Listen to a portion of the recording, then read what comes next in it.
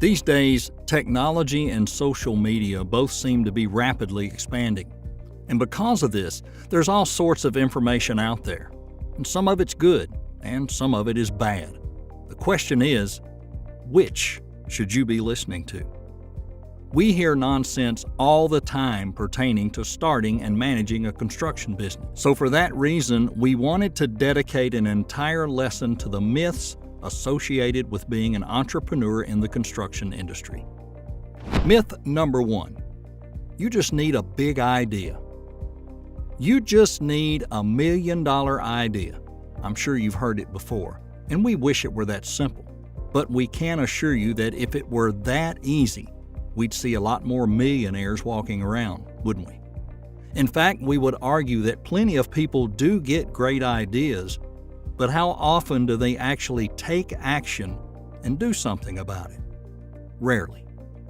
Having a solid idea is crucial to being a successful construction business owner, but that idea doesn't mean much at all if you're not willing to back it up with years of hard work and perseverance. Myth number 2, you need a lot of money. We watch these shows like Shark Tank and tend to assume it's all about the money. Yeah, money does play a significant role in running a construction business, especially when it comes to buying equipment and materials. But we've witnessed plenty of entrepreneurs who have accomplished big things while bootstrapping it or doing it on their own with minimal resources. If you combine the knowledge we're giving you in this course with the hard work and experience, both old and new, you can accomplish great things with your construction business. Myth number 3, you'll have plenty of free time. Well, that's a common misconception among those who own or manage their own construction business or any business, that those people have a lot of free time. They're often depicted pulling a boat in their new truck and their wife and dog is right there with them, and hey, those memories will come, but first, you've got to put sweat equity into your business, and then you can do that. But this will take some time, especially in the beginning. Your business is your new baby, and your new baby needs significant nurturing. And that nurturing may include dealing with difficult clients, lazy employees, labor strikes, low bank account balances, and plenty of more surprises down the road. Myth number 4. You can be your own boss.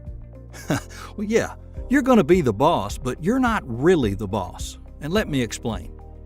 You may not be required to report to a board of directors, but you're still reporting to other powers that be, which may be clients, employees, planning boards, OSHA, the IRS, etc.